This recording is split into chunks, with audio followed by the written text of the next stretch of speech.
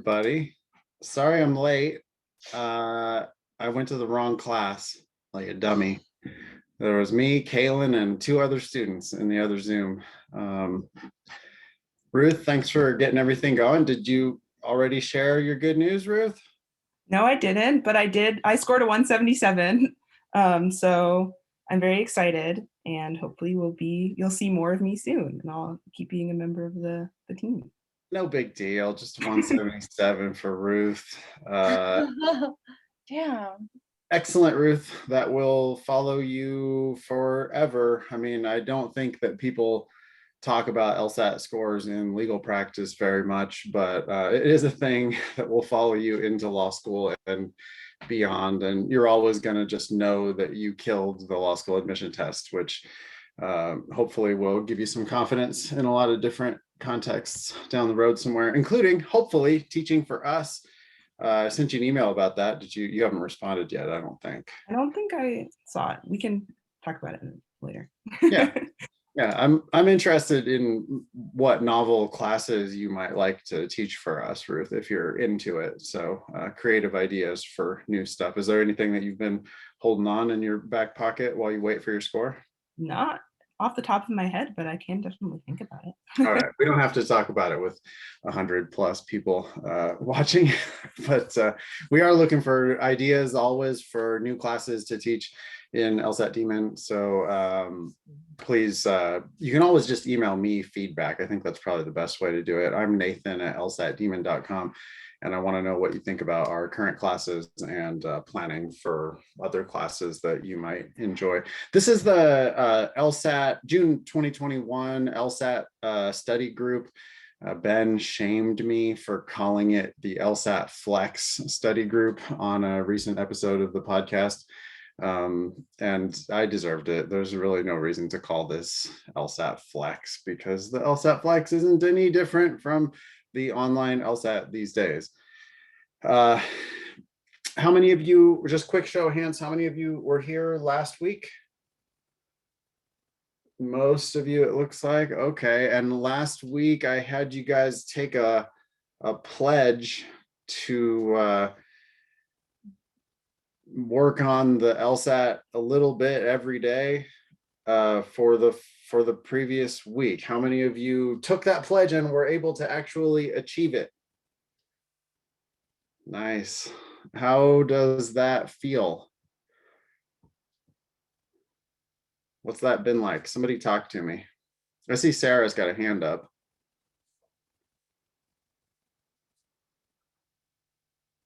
Marla says it was hard but gratifying. Anybody else? Erin? Well, I wasn't here last week. I didn't take the pledge, but I finished finals and I have been studying for at least an hour every single day. And I'm noticing a difference just in my reading comprehension and just reading specific words. Like suddenly these words are opening up, especially after taking like Rebecca's classes and stuff. Cool. It's changed, yeah. Yeah, it's one of these things where I think there's an irony, which is it's almost easier to do it every day. If you're not just because the content of the test gets easier the more you're exposed to it, which is absolutely true. I mean, you get tuned into the way they talk about things, and there's just kind of like a language of the LSAT. It's a very, kind of literal version of English is what it is. But when you are immersed in it every day, then you start to speak that language. But I mean it from more of like a self-discipline standpoint. It's one of those things where like there's on the wagon and there's off the wagon. And either way, you're sort of doing the same thing every day. So when you're like really get on the wagon and just study LSAT every day, if you just know this is what I'm doing every day, then it becomes a lifestyle of, yeah, I'm an LSAT student. I study the LSAT. I do a little bit every day. And then it's like you've made that commitment and now you don't have to think about it anymore. The thing I think is hard, and I see this, I can see your comments in the chat, but I know that sometimes you guys have an intention to study, but you're not going to study every day because you think that's too much, but you're going to try to study as much as you can. But then that means that every day and almost like every moment, you're bargaining with yourself about whether or not you're going to do your LSAT work, right? You're like, well, I do have to go to the gym though. And well, I do have to go to the grocery store. And well, I've got, maybe later I'll study. And it's kind of, so now you've got a constant bargaining or constant negotiation with yourself every single day to figure out whether you're gonna study or not. It's so you wouldn't have that whole fight. You wouldn't have that whole debate if you just decided that you were going to study a little bit every day. And the Demon makes it easy. I see a lot of you mentioning that you've been doing drilling and doing more drilling than you used to do. Drilling is the foundation of the Demon. I mean, when the Demon started, that's all there was drilling. And for a lot of Demon basic students, that's all they do is just drilling. They don't come to any of our live classes that we have for premium and live subscribers. They just use the drilling feature and end up totally killing the LSAT. It's a convenient way to just do a little bit every day. And I think once you sort of get on that program, hopefully you guys will continue with that. Can we do another week of that? Hopefully it wasn't too painful. Let's all do another week of just kind of chipping away at it a little bit every day. Sometimes maybe it's a class, other times it's drilling, other times it's a practice test or a section, but you should be doing at least a little something every day. Even if all you do is fire up the drilling and you do like a couple logical reasoning questions. That's better than no logical reasoning questions, you know?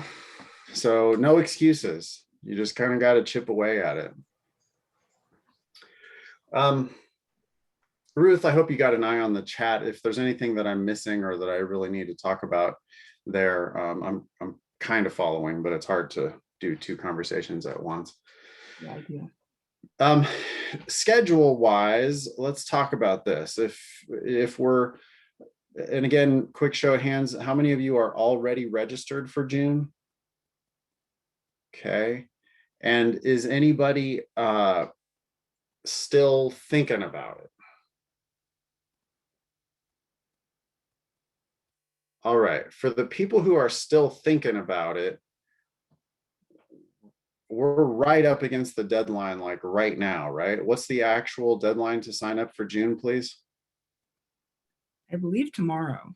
Tomorrow, okay, great. And I'm gonna hopefully help make your decision making a little bit easier. Go sign up for June. Just do it. There's almost no reason not to. You don't have to commit. They've changed. It's easier now, because what's the last date that you have to switch if you're registered for June but you decide you want to push it? What's that last date to change the last day to change the date? May 29th is free of charge, and then I think it's up until like 24 or 48 hours ahead of time with a exactly charge. Yeah, you can always withdraw from the test at the last minute and it doesn't count on your record. You're just out the money. That's how it's always been, by the way. You can withdraw by, I think it was 11:59 p.m. Eastern on the night before the test. That's how it used to be, to withdraw. That does not show up on your record. Law schools have no idea that you were even registered. You do not get any of your $200 back, but it's it's as if nothing ever happened. But now, because of the flex, I guess, or because of the online ProctorU, that whole deal, we now have all the way up until May 29 to decide officially whether we want to take that June test or not, and get a free push to a later test date if we decide that that's what we want to do. So on the assumption that you're all going to take the LSAT officially at some point in 2021, I just can't see any reason why you wouldn't go ahead and register now for the June test so that you have a spot if you want it. And then now you have the option all the way up until May 29th, you have the option to decide whether you really want to take it or not. Now, are there any follow-up questions about that?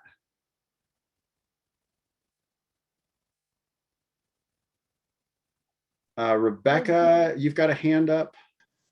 Yes, I just have a regular flex question, so feel free to tell me to just like go Google it.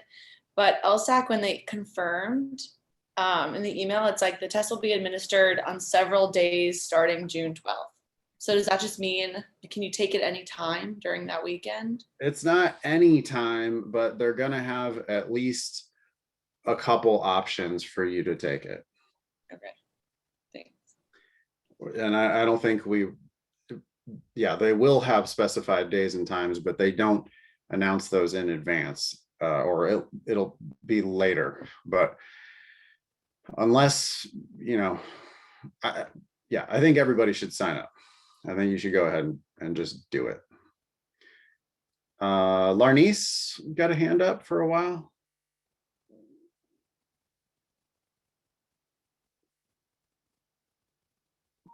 I'm sorry about that. I'm gonna put my hand down. Oh, no worries. Thank No you. worries. Is it Felicity? Yeah, I just had a question. So I did like the practice diagnostic. I haven't taken the LSAT at all yet. Should I use June as my diagnostic and then go for August to be like my No. No, you do not use official LSATs as diagnostics.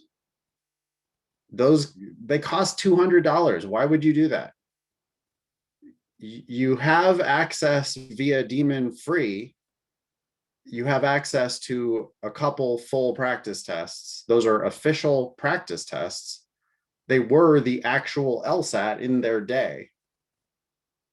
You can do those tests on a timed basis, and that will give you a diagnostic. We do not sit for the official test just to see how we do or figure out where we're at, because we have practice tests for that purpose. So at that point, should I just push that out to re-register that for August then? Because August is the last time you can apply for spring, is that right? Okay, hardly anybody applies for spring. Most people are applying for fall. There aren't that many programs. I guess regional schools or part-time programs, it's more likely that you could start in the spring. But here at LSAT Demon, we are all about not paying for law school. I want you to go to law school on a scholarship, or I want you to not go to law school at all, in the vast majority of cases. And in order to do that, we want people applying in September for the following September. And that's how people get full rides to law school. I'm sorry, I'm just confused. You're saying apply to take the LSAT in September to apply for next fall? You send in your applications in September in order to start school for the next September. So if you're on board with this idea that you would like to go to law school for free, which I hope to God you are, because law school is an enormous ripoff. If you would like to go to law school for free, I would like you to apply in September for the following September, which means you have to have your LSAT done before that. So if you want to start law school in 2022, following my advice, you should really be thinking about taking the June and or August LSATs this year. They'll allow you to apply in September of this year to start law school in the following September. I was told like the next application period would be this October to apply to begin next January. Some schools do that, but you need to look into whether they offer scholarships or not. Please go to lsatdemon.com/scholarships if you would like to play around with our scholarship calculator. If the school isn't listed on that scholarship calculator, you can go just find their ABA 509 report. But you do need to ask them about scholarships, like, hey, how much does it cost to start in the spring? And what kind of scholarships do you offer to part-time students or to people who are starting on a different schedule? Because that's not that common. And I also, Felicity, you seem like you're fairly new with us. I really want you to listen to the Thinking LSAT podcast. We have talked about all of these issues at unending length, like literally 296 episodes of probably average 90-minute conversations all about all of these issues, and it's totally free. So Thinking LSAT podcast should sort you out on lots of these issues. Let's move to Madison. Okay, I have a few questions. Sure. I was not here last week, so can you kind of explain a little more what you mean by drilling? Drilling is the core feature of the Demon. You just do one question, and then whether you get it right or wrong, there are explanations there, videos and written explanations in the Demon to give you feedback right away on what you're doing wrong, and hopefully explain it to you perfectly.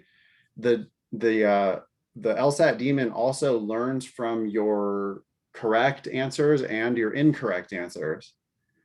So when you get it right, then the algorithm is going to say, oh, she got that one right. I'm going to give her one a little harder. And if you get it wrong, the algorithm is going to go, okay, that was a tough one for her. Let's give her one a little bit easier. And when you drill in the Demon, it's really all y'all have to do, to be honest. It's the solution to every problem. How do I get better at the LSAT? Yeah, you drill. And you don't need to think about it any more than that. Just drill. And it's going to learn what you're good at and what you're bad at. And it's going to give you questions that are at a just right difficulty level for you, where you'll get most of them right. But when you start getting all of them right, which is a good thing, then the Demon's going to start giving you harder and harder questions so that you can learn how to master even the hardest stuff on the test. Does that make sense? Yeah, so what I've been doing recently is just doing like timed sections and then going over them. Would you recommend drilling over that? Yes, timed sections are necessary. I can't imagine an LSAT prep where you didn't do timed sections, because the LSAT is timed and you have to desensitize yourself to the ticking clock. If you're not already doing timed sections, but you're going to try to take the test in June, you're late on doing timed sections. You need to do timed sections. Okay, because you got to get used to it. You got to get used to the idea that the clock is ticking, but I'm going to ignore that because I'm going to focus on accuracy. You're going to get used to the idea that you probably aren't going to finish the sections, and you're going to have to guess on a few at the end, and that's okay, because you can still get a really strong score even if you don't finish the sections. So doing time sections is hugely important, but I would also be mixing in some drilling. I wouldn't do time sections every single day. I would do drilling, every other day, drilling and time sections, something like that. And then one more question. Sure. I have heard like people in the past that say that they take full length tests as if they were in the like testing setting. Yep. Before they actually take it. How Sure. soon or far out from the test would you recommend starting? Now, I would also do that relatively soon, but I wouldn't do so much of that. For LSAT Demon Premium and Live subscribers, we do one proctored test per weekend. By the way, this is the first weekend of the month, so we're doing it on Sunday. All other weekends, we do them on Saturdays. But just to give you some flexibility on when you want to take the tests. But one a week is plenty for doing full length tests. But yeah, you got to desensitize yourself to that too. It would be a tragedy to wait until the very last minute. Why not do it today? By the way, I don't want to ever hear anybody complaining about how long a full test is. The test it's 4 sections times 35 minutes. It's 2.5 hours. It's nothing. It's nothing. It's a quarter of a workday for a lawyer. Even if you're getting double time on the test, it's still a half of a workday for a lawyer. So nobody gets to complain about, oh boy, it's so long and stressful. Well, then you're just approaching it with the wrong mindset. You need to sit there and carefully work on whatever one question is in front of you at a time, and not worry about the rest of it. But you do need to get accustomed to the idea that that's what you're going to be doing for the next 2.5 hours. And so, yeah, go to our proctored tests. If you end up being a Demon Premium or Live subscriber, go to our proctored test on the weekend once in a while. When you do that, by the way, our proctors will give you feedback on your setup. So your camera and your audio background, they'll be paying attention to those kinds of things because ProctorU pays attention to those kinds of things. And it might be useful to have somebody else put their eyes on it. You know, like right now, I could imagine a ProctorU proctor being like, Emily, what is that behind you on the camera? Or what are those words back there behind your head? And, you know, just like, that's probably a thing that you're not going to be, whatever, they're going to be like, are those the answers? And which is nonsensical, but they might. All right. You good, Madison? Yes. Sorry, who's talking to me? Oh, this is Jennifer.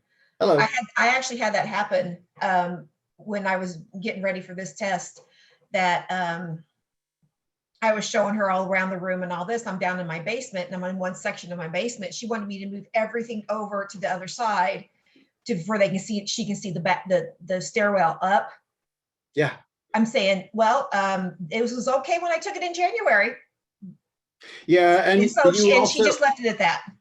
Yeah, you also might just say, oh, this is a huge, heavy desktop. I cannot move it.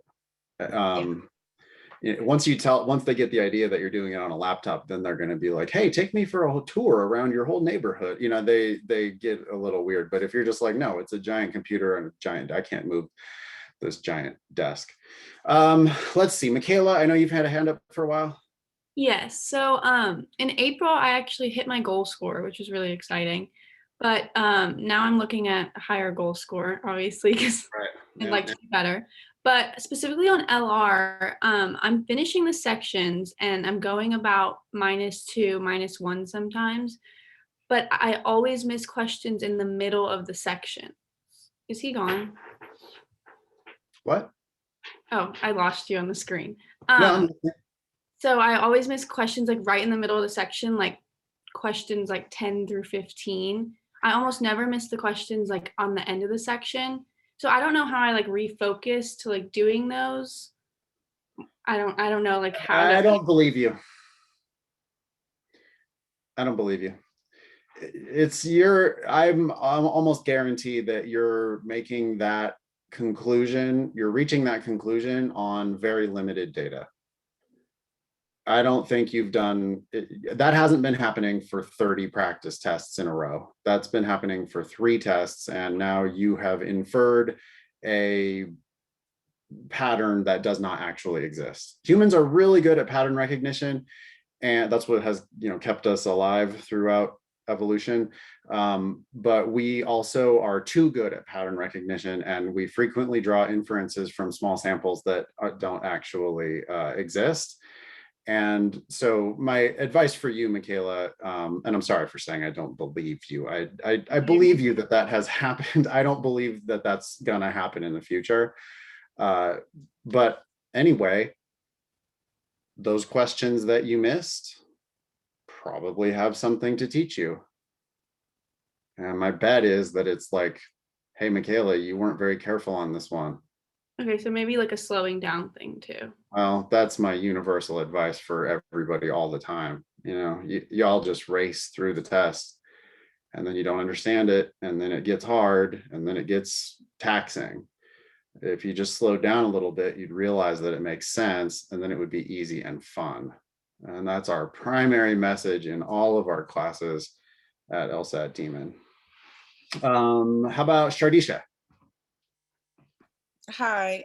Hey. So I definitely listen to your podcast a lot, but I just took a diagnostic test like last week and I got a 150. I want to take the June LSAT, but I guess my goal will be like 165 because I'm going to take it again in August. I just want to know, for one, is that realistic? And 2, what Demon package do you recommend I get for this next, I guess, till August? Yeah, well, a 150 to 165 is that's a pretty hefty improvement in 2 months. but we do see people make pretty hefty improvements over at LSAT Demon, including, Ruth, and just lots of other students have changed their lives really in 6 weeks or 8 weeks. It's not going to happen for everybody, Shardisha, and yeah, maybe you end up having to push it to August, but if you sign up now for June LSAT, you're going to have all the way up till May 29th to push it to August with no extra charge. So, a lot of reasons to just go ahead and sign up. Maybe you'll make it, maybe you won't make it, but people do a lot of times, by the way, get motivation from having an official test on the calendar. So if you signed up today, you might be purchasing, signed up for the LSAT today, you might be purchasing a little bit of motivation, which it's kind of free motivation if you move the test down. But as far as what plan, I think it really just depends on how much live interaction you want to have. If this class is free and I do it every week. For premium, for basic subscribers at the Demon, $95 a month, you can drill 24 hours a day. And I think we have the very best video explanations and written explanations for all of the questions. Like there's endless drilling available and timed sections for Demon Basic subscribers, but it is kind of more of a self-study sort of a thing, right? Or at least it's asynchronous. You're not talking to us live. Premium subscribers can come to my Thursday night class. They can also come to our practice tests that we do on the weekends. So premium starts to open up I think there's a couple other things like time sections during the week. Premium gets a couple other classes as well. Then the live, that's $195 a month. Then the live program, $295 a month. You get multiple live classes 7 days a week, like way too many for anybody to actually go to all of them.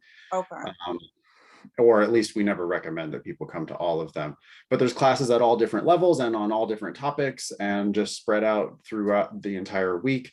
Those calendars, by the way, are public. I bet Ruth will find a link to those calendars so you can see all of the stuff that we have going on. I do think that 1 month of LSAT Demon Live is an incredible bargain. I mean, I'm not saying it's cheap, but compared to what you get, it is a ridiculous bargain because we can help you a lot in a month. I mean, you can meet 15 different LSAT teachers and 100 other fellow LSAT students, and you can get advice and help and support in a million different ways over the course of that 1 month. You can also go, by the way, and I don't want this to be a sales pitch for the Demon, but since you asked, you can also go up and down levels at any time. So if you do like a month of live, then you could drop down to basic or drop to premium or whatever. You can go back and forth whenever you want. Okay, and then my second question will be to you, and this is my final question. In watching some of your explanation videos that are available for the free, I see that you're like using a term called worlds for the logic games. Is there any class that I could like learn about that more in depth? I can teach you right now, Shardisha. Okay. Worlds is another name for it would be you could call it templates, or you could even just call it like solutions. The way to think about it is it's a fork in the road. Okay, so at a very simple level, if the game had said either X or Y must go first, it's a simple sequencing game. We're just putting some things in order. If it says X or Y must go first, if that's one of the rules, well, then maybe you would make a solution where X is first and a solution where Y is first. And that's what we call worlds. Okay, gotcha. So basically, that's it. Breaking down the rules, right? And making as many combinations as you can. Well, it's not make as many combinations as you can. What it is, it's break down all of the possible solutions in the game to a few different, there's like a few different avenues. And so again, think about the fork in the road, right? That rule, X or Y must go first, is like reaching a fork in the road. Like there's the solutions where X is first and there's the solutions where Y is first. And when we're making worlds, what we're doing is we're kind of taking a peek down each of those roads. Okay, here's how it looks when X goes first, because maybe that makes other things happen. And here's what it looks like when Y goes first, because maybe that makes other things happen. Gotcha. And that's all it really is. But yeah, you're going to see us do worlds on almost all of our logic games solutions. I mean, I would say at least 3/4 of logic games. Well, it seems like it makes answering the questions like much more easier. That's why. Yeah. Yeah. So. Yeah. Yeah, because what you're really doing is you're baking the rules into a solution so that you then don't have to think about those rules anymore. Right. You just have worlds. You just have, well, there's these solutions and there's these solutions, and I don't have to remember the rule X or Y must go first. Right. Cool. Thank you. Thank you for your question. How about Sarah? My question is actually about worlds too. I started using them the past couple weeks, and it's helped a lot with making the games easier, but I want to make sure that I'm like using them in the correct way, I guess. Sometimes when I'm using them, I find myself kind of like going down a rabbit hole of like making so many worlds, and like it's impossible for there to be that many questions that like go What's the purpose of making worlds, Sarah? To understand the game. Yes, but the answer I'm looking for, and I did a whole class about this, the purpose for making worlds is to eliminate rules. It is not to try to write out every possible solution, because sometimes there's 100 different full lists, right? Or there could be more than 100 sometimes. The point is not to write out every possible end state in all of the worlds. The point is I'm going to incorporate the rules as much as I can so that I can eliminate those rules so that I don't have to continue to process those rules.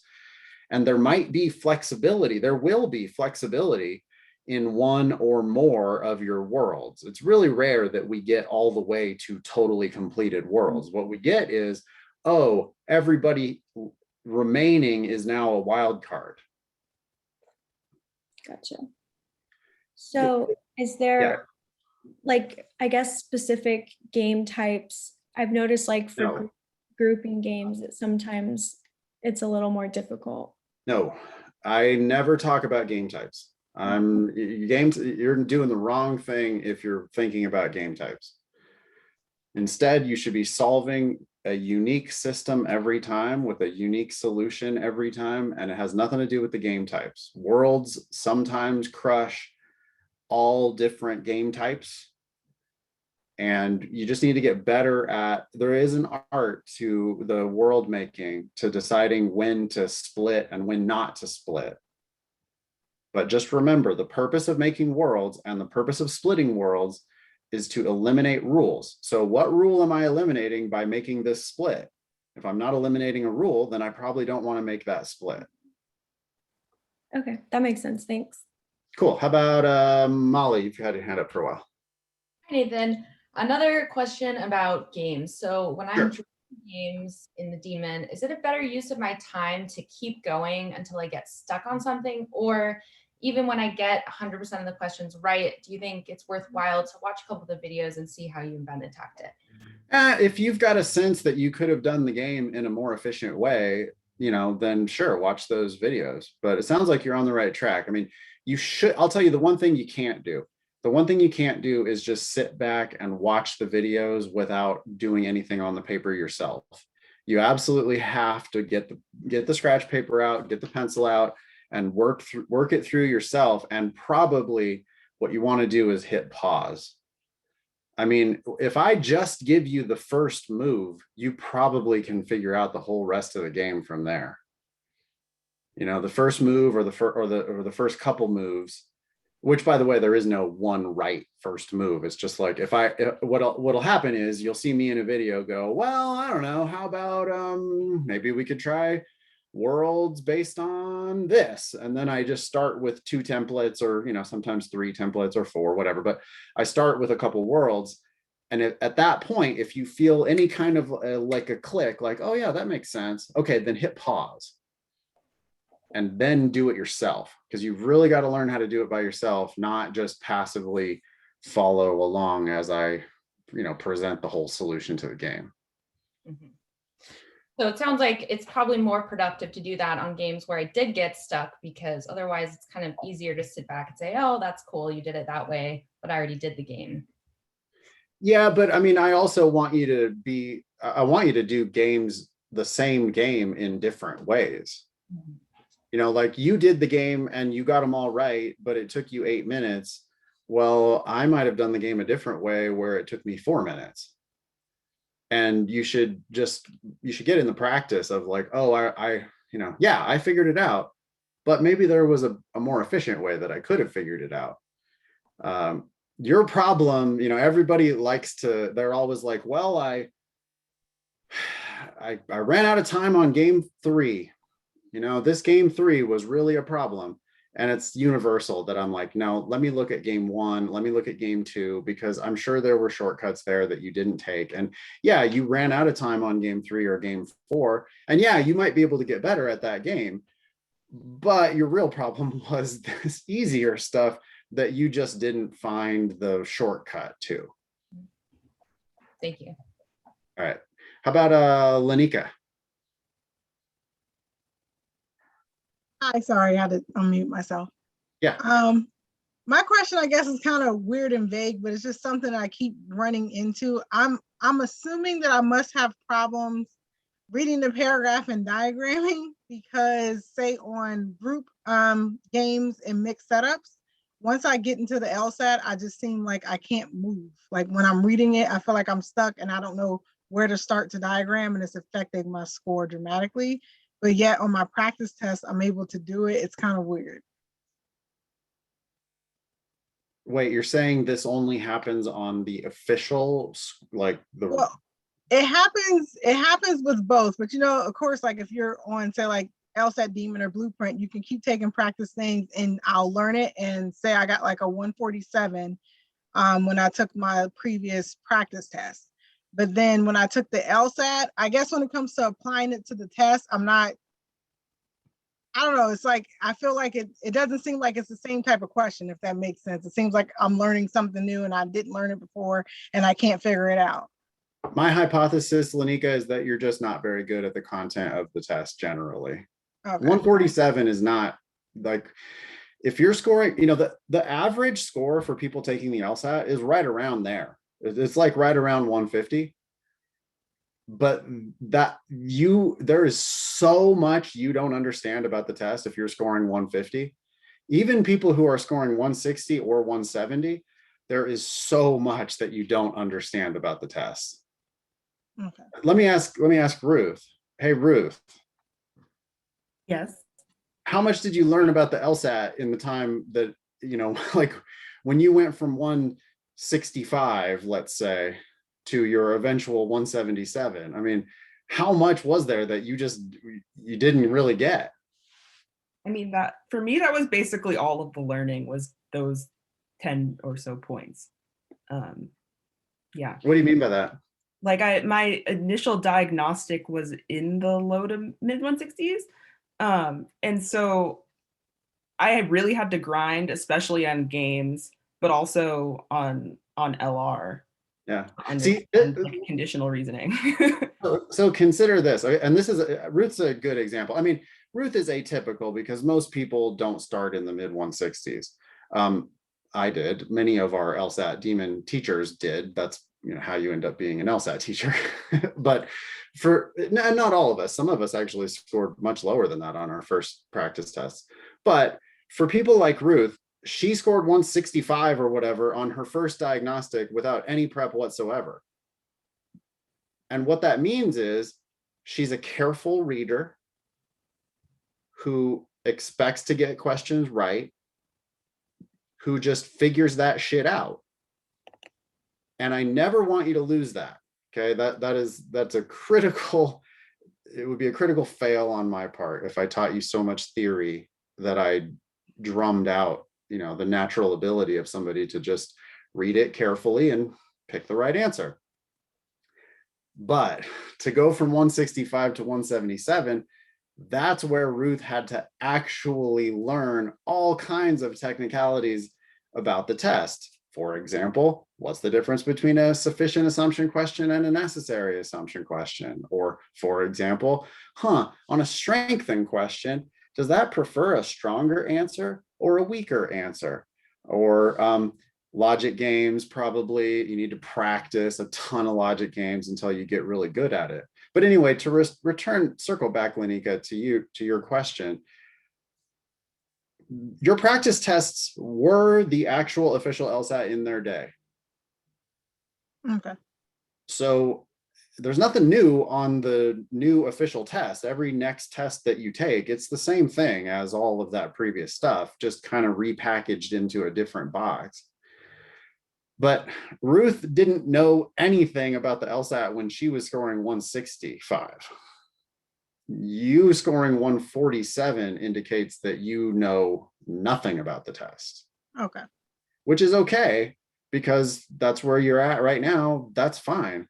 But you need to get better at the content of the test, and you need to practice a lot more so that when you sit for the official test next time, it'll feel familiar instead of feeling foreign. Okay. Make sense? Yes. Excellent. Thank you for being here. How about Natasha? Hello.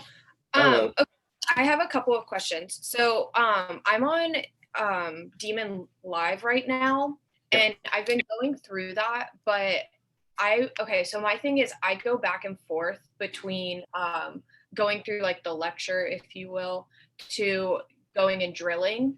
And I've been doing like the challenge questions throughout, like as I'm going, but I feel like once I get into like the time sections, I just like, I just like go blank. Like, then you need to do more time sections. As a Demon Live subscriber, we have access to the full proctored test every weekend. You also have, I think, 3 timed sections that you can do in groups throughout the week. You also have access to every LSAT ever, so you can do those on a timed basis. And if I go back and forth between like the live and the basic, does it keep where I am on the live? Does that make sense? Like, yeah, it's going to save your whole study. It's going to save your whole study history and all that. Yes. Okay. So would you recommend going from live to probably like this next coming month? I might go down to basic and then going back. Well, I guess I wouldn't really go. I don't know. I'm kind of like go back and forth. If you were only going to ever do 1 month of live, I would recommend that you do it first. Yeah, it's first. I wouldn't save it until the very end, because time is your most valuable resource. And all of us at LSAT Demon are going to help you get more efficient with your study time. There are all sorts of inefficient ways that you guys study and all sorts of inefficient ways that you guys think about the test. And with 1 month of live, I think we can clean up a lot of those inefficiencies that will then make your self-study more efficient later on. So if you wanted to downgrade to premium or basic at some point in the future, that's great, because with all of the live interactions that you've had, hopefully you have like learned how to prep. So with doing that, do you think, I just lost what I was going to say, completely blank. That's okay. We can come back to you. Okay. Patrick. I also have one more question. Go ahead. That's okay. With the fee waiver, I wasn't here last week, so I don't know exactly how that's gonna work. What do I need to send them? Or do you have it on the website to where I can look, like on Demon? Just, if you got the LSAC fee waiver, just send proof of that. Oh, then what's the question? How do I, like, what do I need to send LSAC for the fee waiver? Or is that on their website? That's on their website. Okay, all right, that was my last question. Thank you. Sure. Patrick? Hey, Nathan.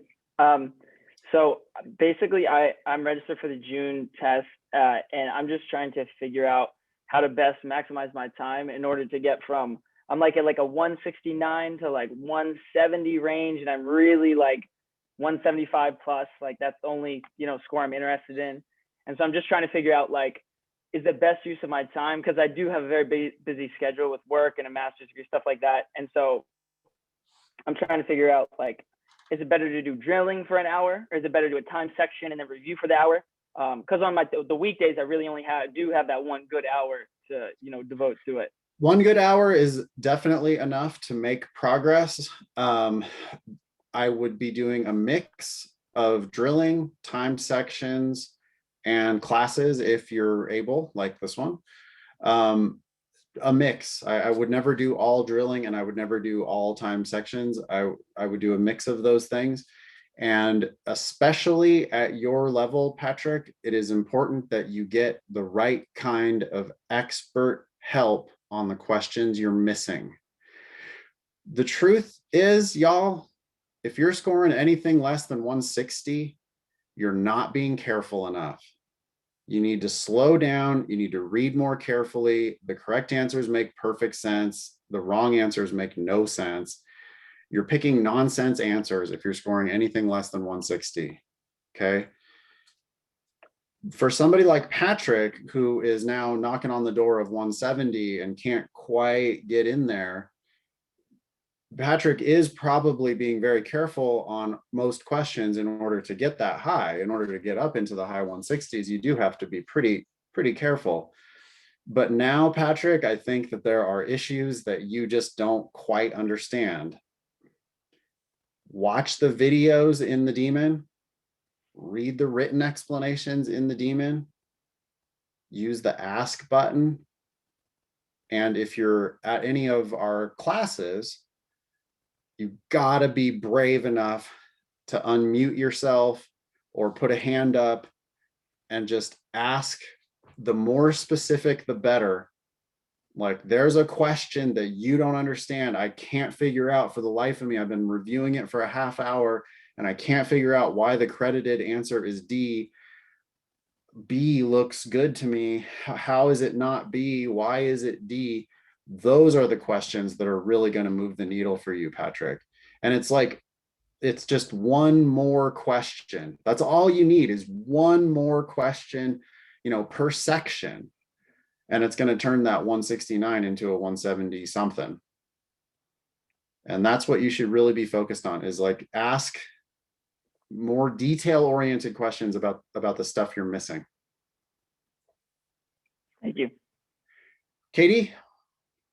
Hi, I just had a quick question. I'm on the free LSAT Demon right now, but Yeah. I'm pretty sure I want to switch to live, but there's just a few things holding me back. I was hoping that you could like briefly just explain kind of like the structure of the live classes, because I already know that I can't participate in the proctored exams, which is like a big bummer for like wanting to pay the money for the live. So I was just hoping to get a breakdown so I could be sure if I want to make that upgrade or not. Well, the schedules are all online. You should take a look at the class schedule and see all of our different offerings. Everybody is a little bit different. I mean, so I teach personally, in addition to this class, I teach, well, right now, I guess I've got 4 classes per week that I teach. I teach a very basic reading comprehension class, LR Foundations. I taught that for the first time last week, and I really enjoyed kind of slowing way down and taking a whole hour on one reading comprehension passage. I thought was really useful for students that are at that level. On Tuesday and Thursday night, I teach an all levels class. We do a little bit of everything in that class, and it's for people at all levels. On weekends, I teach Double Black Diamond, which is an expert level class where we do only the hardest questions that were encountered throughout the week. But we also have, we have at every level, foundations, intermediate, and advanced for logical reasoning, reading comp, and logic games, and a whole variety of different classes, different teachers who teach in different styles. Some of us cold call, some of us don't. Some of us share their screen, some of us don't. Some of us have a lot more class participation. Others of us do much more of like a, I'm just going to tell you how it is style. You shouldn't go to all those classes, but you should, find the teachers that really resonate with you, and then do all of their stuff. By the way, all these classes are recorded. So if you ever can't make it to any of the exact meeting times, you can still just watch the class, the next day. Awesome, thank you. Which, by the way, Katie, you can do that with your time sections. Okay. Or with a practice test, right? You can do the whole practice test and then you can watch the review the next day or whatever. Okay, is the review directly after the practice test? Like, could I take the Yes. practice test before and then just join Yes. for the review? Awesome. Yes, many Okay. people do that. Yes. Thank you. You're welcome. How about Larnice? Hi, Nathan. Hey. Hi, everyone. So my question is, I'm not coming with excuses, but I am a 33-year-old mom of 2 little boys. And I purchased motivation for the June LSAT. And I haven't started my practice exams yet, but I'm doing really good in the drilling for reading composition and for logic reasoning. The games are kicking my ass. It makes me miserable. I, for some reason, I'm not connecting the dots. And I really try to make as many classes as I can.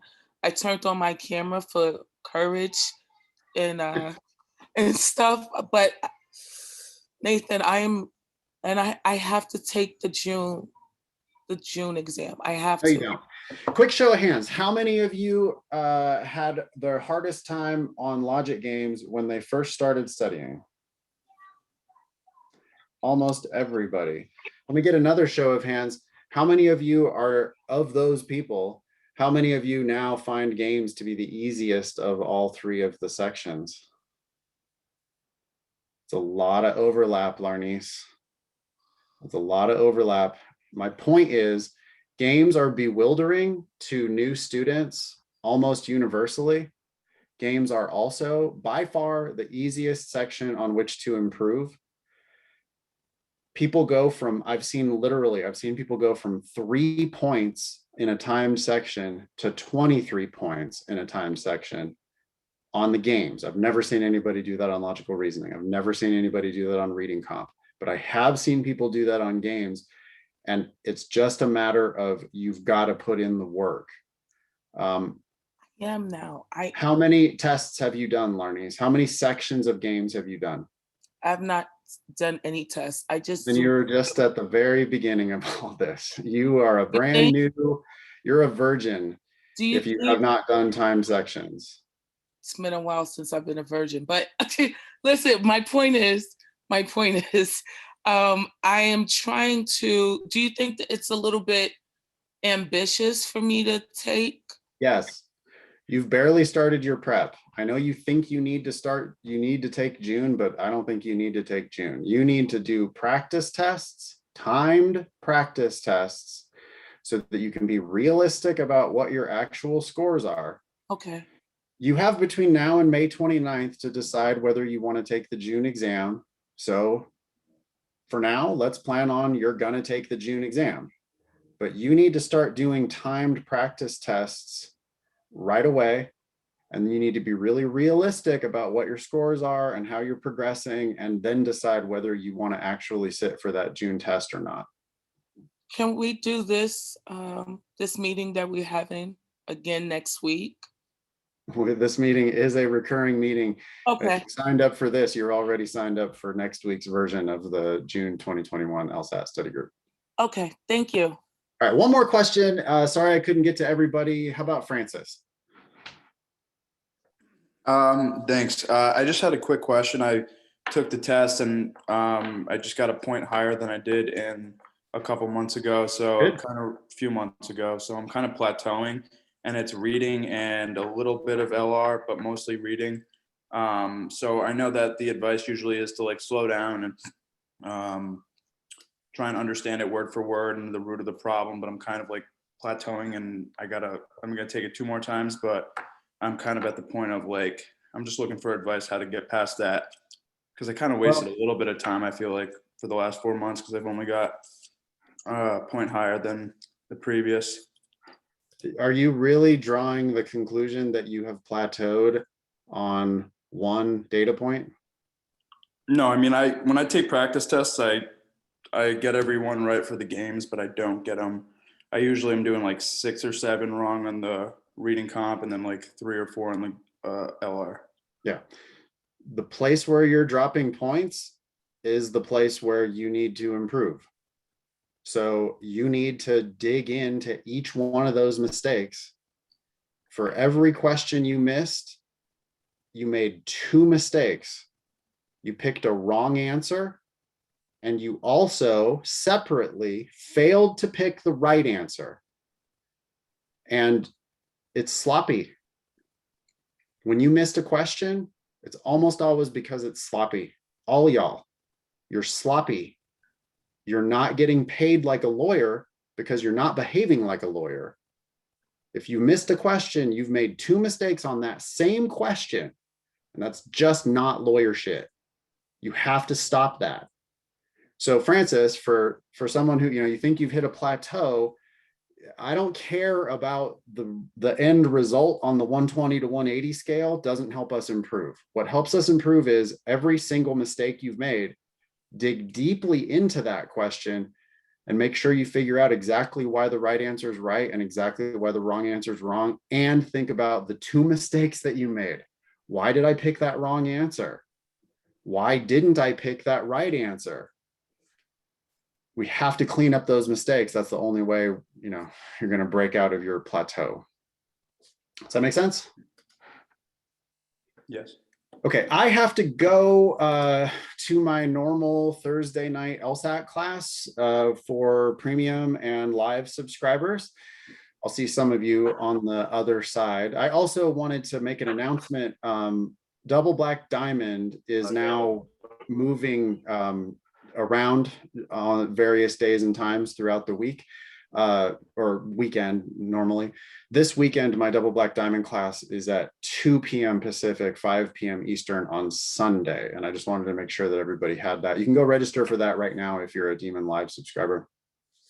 Double Black Diamond, as the name would indicate, is an expert level class where we do only the hardest questions that were encountered throughout the week. Right now it's one of our 2 expert level classes, the other one being Mega Games with Madison, where she makes up a fake section of games that are only hard games. Anyway, I gotta go. I will see y'all next week. Yeah, everybody gonna study a little bit every day. Just even if you only drill a couple questions, that's great. If you have time to do a time section, that's even better. If you have time to come to class, awesome. But just make sure you do a little bit every day to improve. And I will see you at minimum. I'll see you 1 week from now. Hey, Nathan. I'm sorry, I have to go to another meeting. I will talk to you next time. Ruth, could I ask you a quick question? Yeah, if it's quick. I wanted to upgrade to live, but I already have the Prep Plus from another prep course. How do I just like uncheck the $99 for the Prep Plus and then continue to buy it, or do I have to like show something, or how will the demon know I have that already? If you're using the same email address, there's going to be a point where you'll get an email from LSAC, and you just have to click through to verify that LSAT demon is like an authorized vendor or something. Okay, so when I'm doing it through the demon though, I'll just unclick that part and continue to register, and then I'll just wait for that email. Yeah. And if you Awesome. have any issues with it, just email help@lsatdemon.com. That's always what I tell people. If I don't know what to do, that's who you email. Awesome. Thank you. Yeah, no problem. All right, y'all. I will see you on the other side if you're going to be at the 8 p.m. class. Otherwise, I will see you next week.